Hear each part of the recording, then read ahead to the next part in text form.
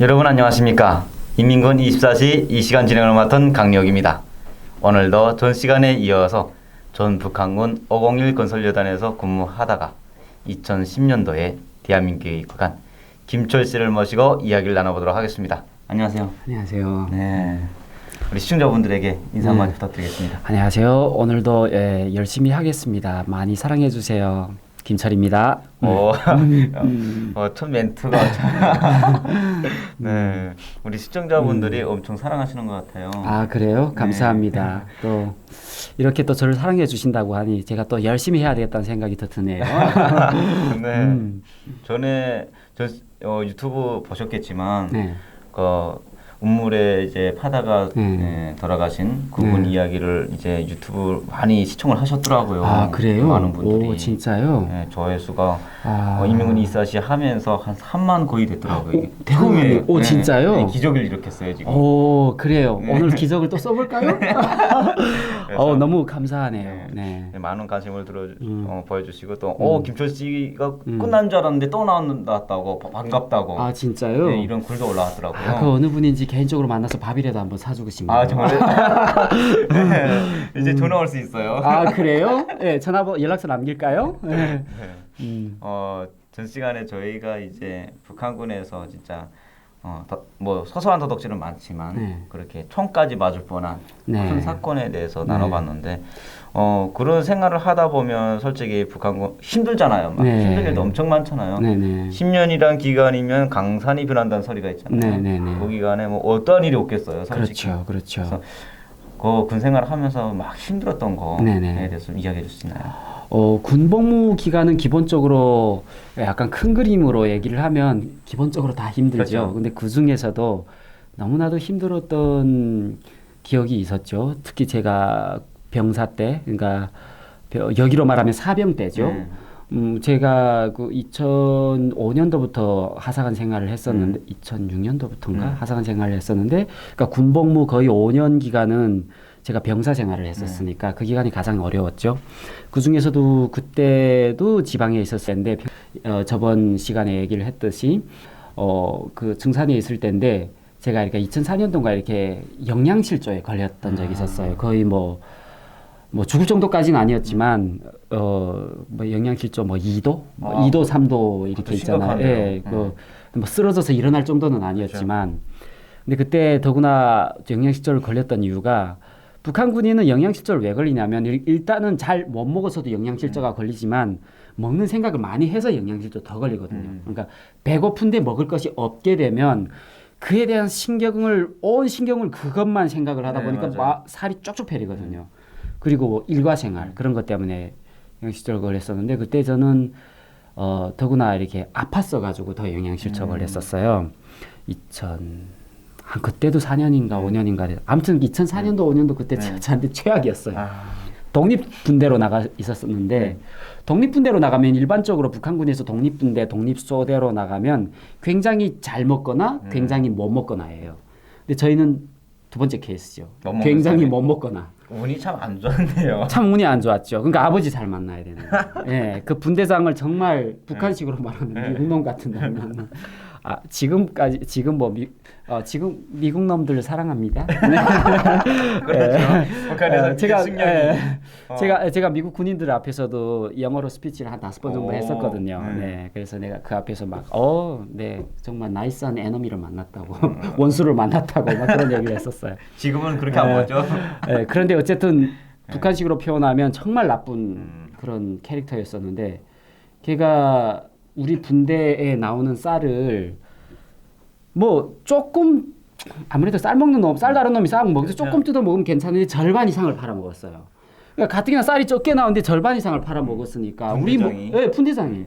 그 분대장이 걔가 다 팔아 먹고 그걸 가지고 팔아서 자기가 뭐 입당 준비를 한다고. 입당 준비를 하면 뭐 담배도 구해야 되고 뭐 해야 된다고 하니까 그걸 다 팔아 보니까 애들이 그걸 먹고 견딜 수가 없는 거예요. 그러니까 그때 이미 영양실조 1도는 막 걸린 상태에서 밥은 적게 주는 데다가 하루 종일 나무를 해야 돼.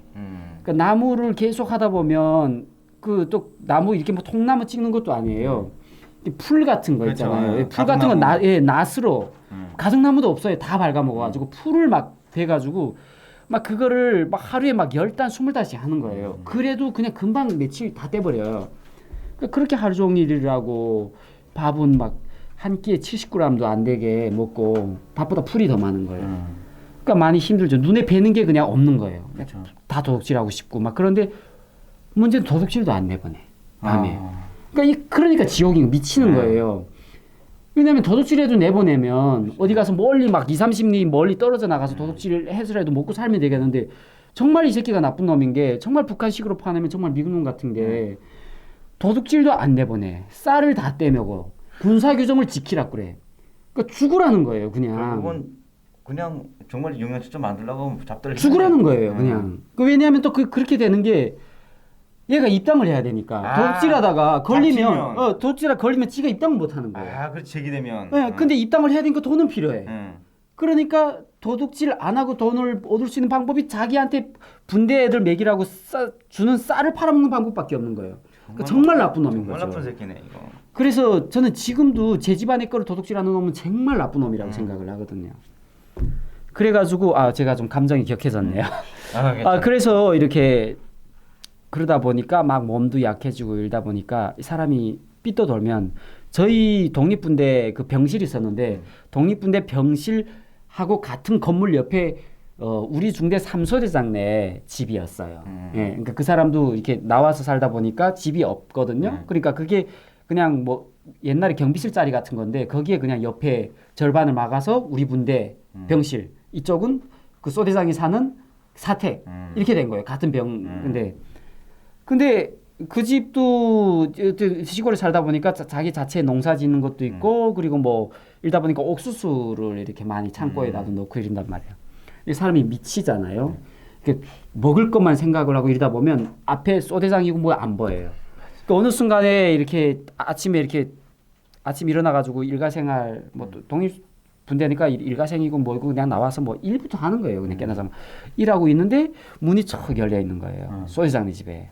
근데 그게 막 옥수수가 막 보여. 말린 옥수수가. 근데 그거를 겠다가 팔면 돈이거나 또는 그걸 가지고 음식을 바꿔 먹을 수도 있고 삶아 먹어도 되고 그러거든요. 근데 그때 봄철이었어요. 근데 또 봄철에 마른 옥수수는 굉장히 귀하고 비싸거든요. 삐져돌은 거죠. 와, 저거 뭐야? 먹을 거다. 딱 보니까 사람이 없어 보여. 바로 튀어 들어간 거예요. 그래 튀어 들어가서 옥수수를 펐어요.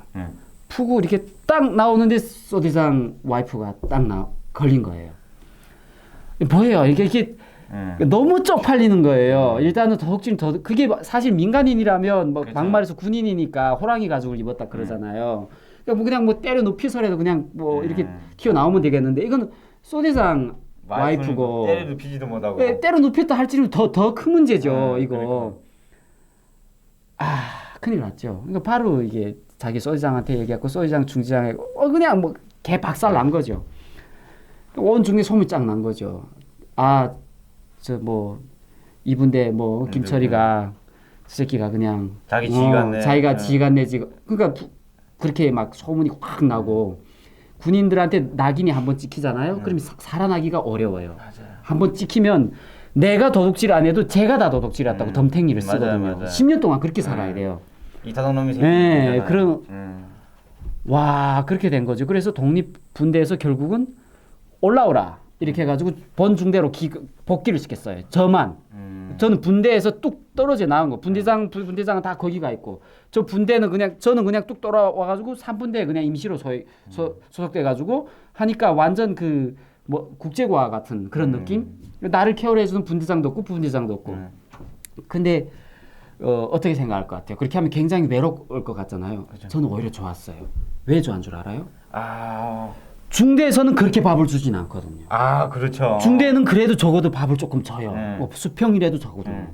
그거 너무 좋았어요. 그래 밥을 많이 먹을 수 있다. 저기보다는 밥을 배로 더 많이 먹을 수 있다.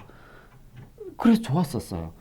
그런데 힘든 거는 그렇게 해서 낙인 찍혀서 올라왔으니까 중대장, 소대장이 계속 나를 괴롭히는 거예요. 저렇게 힘든 일을 시켜라, 뭐 어쩌라, 뭐 그냥 계속 괴롭히는 거예요. 밥 한 그릇 때. 예, 그렇죠. 근데 뭐 그 같은 뭐 어차피 뭐 먹을 것밖에 생각 안 나니까 허약 걸렸으니까 먹을 것밖에 생각 안 나요. 뭐 그러겠음 그리고 그냥 난 밥 먹는다 막 이렇게 하고 있는데 이게 허약을 걸렸으니까 힘을 쓸 수가 없잖아요. 근데 시골이다 보니까 통나무 메고 이런 거 많이 해요. 근데 그때 전주대라고 전선대 그게 한 15m가 되는 엄청 긴 전선대가 있었는데 그거를 밑에서 이렇게 이렇게 중대로 올라오는 길이 있었어요. 그 일이 있었어요. 근데 제가 그게 동원됐었는데 그걸 메고 이렇게 가는데 시골길은 비포장 도로다 보니까 막 이렇게 됐다 이렇게 된다. 근데 어떻게 전선대는 꼭 딱 직선이잖아요. 그러니까 그게 붙으면 이렇게 되고 어떤 길에서는 이렇게 된 길에서는 양쪽 사람이 가장 힘을 받고 가운데 사람 둥 뜨거든요. 맞아요. 그럼 이 양쪽 사람이 힘이 약하면 그냥 주저앉아요. 그런 상황이 온 거예요. 막 이러다가 저한테 힘이 엄청 세게 간 거예요. 그 무거운 통나무가 15m짜리면 얼마나 긴가 생각해 봐요. 근데 그 무거운 통나무가 힘이 오니까 사람들이 막 소리를 치면서 힘이 뭐 쓰러진다 하는데 그때는 빨리 놓고 나와야 되거든요. 맞아요. 근데 이게 힘도 약하고 몸에 병이 걸렸고 하니까 이게 동작이 빠르지 못했던 거죠. 딱 떨어졌는데 나는 미처 못 피해가지고 이게 발목에 그 큰 무거워가 빵 떨어진 거예요. 그러니까 그냥 단번에 딱 떨어지니까 그냥 한 1초, 2초, 3초 되니까 이만큼 불어나더라고요. 진짜 발이 무슨 글러브를 낀 것처럼 이렇게 불어나는 거예요. 와, 그 통증이랑은 이루 말할 수 없죠. 그래가지고 결국은 이렇게 뭐 다른 병사들한테 이렇게 해가지고 중대에 올라왔어요. 그러니까 뭐 통남은 다른 애들이 하고. 근데 문제는 더 가슴 아픈 거는 중대장 이하, 특히 중대장이 제일 나쁜 놈이었는데 그 놈이 나중에 뭐 과거제대 먹긴 했지만 애들 쌀 다 떼먹어가지고 아버지가 그러니까 어쨌든 걔가 나를 직선적으로 원래 중대장은 장교기 때문에 일개 병사 보고 뭐라 그러는 건 굉장히 수준이 낮은 장교거든요. 맞아요. 분대장이나 다른 사람을 시켜서 그래요. 나를 직선을 딱 놓고 저 새끼가 도둑질하니까 일도 못한다고 막 그러는 거예요. 그러니까 이게 막 그 말이 가슴에 팍팍 박히는 거예요. 그래가지고 와 진짜 그때는 총이라도 있으면 쏴 죽이고 싶더라고요 진짜로. 맞아요. 근데 우리 중대 그때 총이 있었어요. 근데 다만 무기과였기 때문에 제가 거기에 접근할 수는 없었어요. 근데 어쩌겠어요. 살아야 되니까 제가. 그때만 이해한다. 그래서 결국은 중대 일을 못 참가하고 이렇게 병실에서 환자를 했죠. 저거 좀 주세요. 물티슈 시죠. 저는 북한 군대 얘기를 하면 이렇게 항상 끝마무리는 안 좋아. 네, 마음이 아프셔가지고.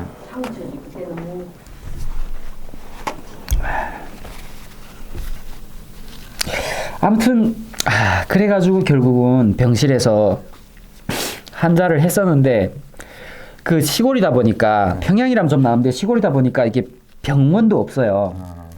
진료소가 있는데 군의소도 없고 진료소가 있는데 민간 진료소에 가야 돼요. 근데 이게 도둑놈이잖아요. 나쁜 놈이잖아요. 그러니까 진료소도 안 보내. 병실에 처자빠져 있으라는 거예요.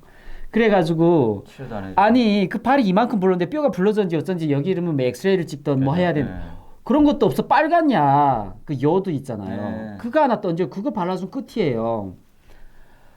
와 그렇게 하고 지금 한 달 반인가 그렇게 누워 있었는데 그때 허약을 걸렸죠. 그 전까지는 허약 그 정도까지 심하진 않았죠. 왜냐면 병실에 있어서 주는 밥을 날라다 주는 밥을 먹었는데 그걸 먹고 도저히 성이 안 차는 거예요. 그러니까 눈을 감으면 잠을 잘 수가 없어요. 계속 누워 있으니까 잠을 계속 잘 시간 많잖아요. 그 잠이 올 게 뭐예요? 계속 주변에 다 먹을 거예요. 그러니까 그냥 살이 그냥 쫙쫙 패리는 거예요. 그냥 앉아서 누워서 미라가 되는 거예요. 그냥 뭐 미라라고 하면 그냥 미라 뭔 줄 아시나? 아무튼 이렇게 그냥 앉아서 그냥 말라 죽는 거예요. 그냥 누워서 말라 죽는 거예요.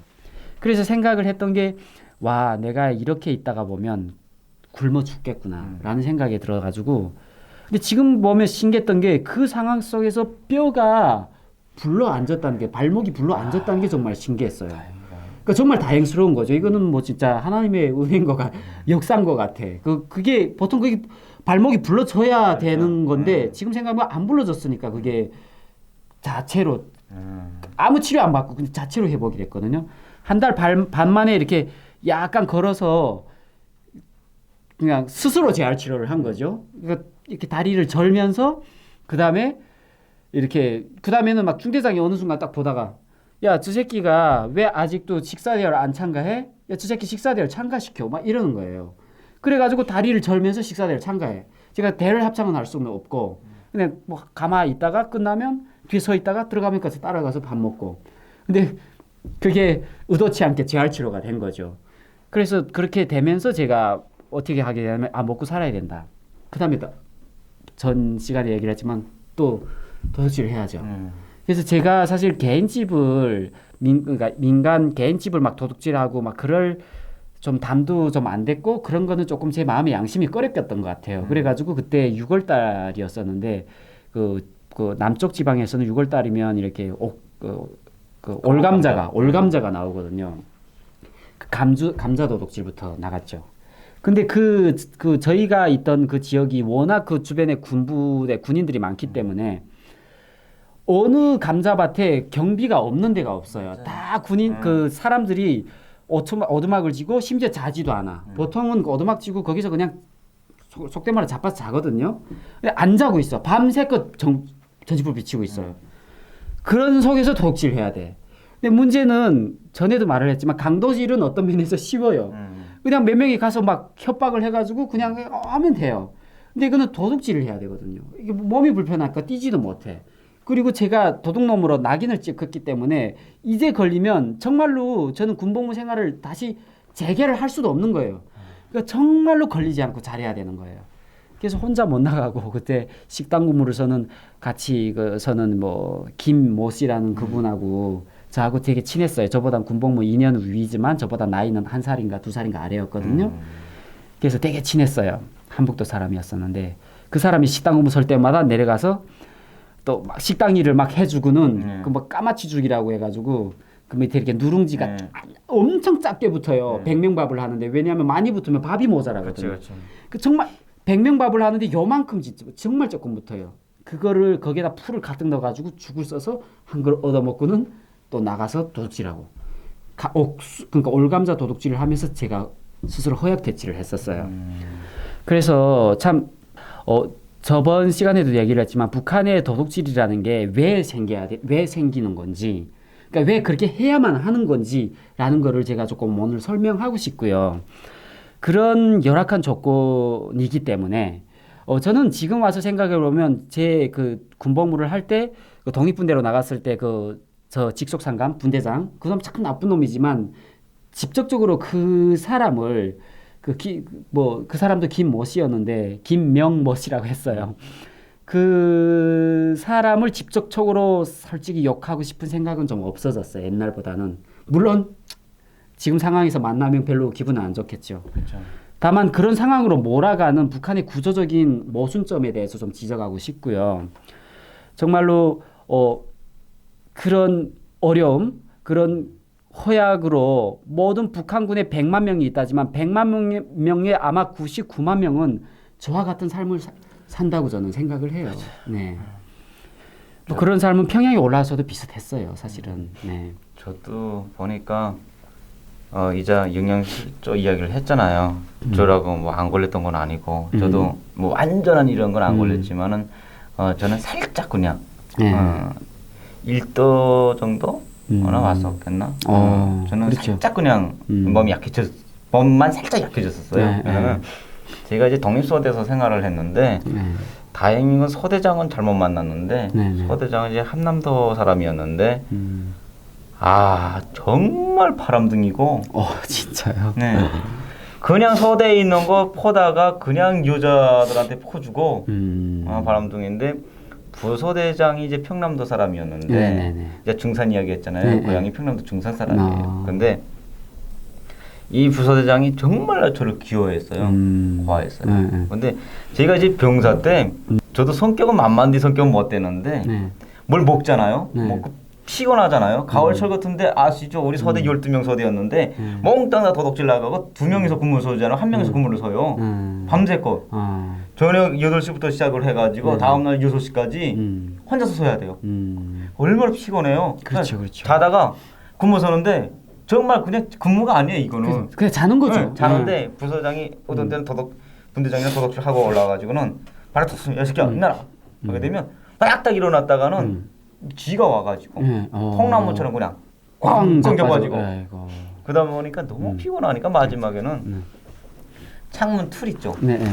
창문 틀 아시잖아요. 엄청 좁잖아요. 네네 그렇죠. 사람이 이렇게 그래 거기서 누워서도 잤어요. 제가.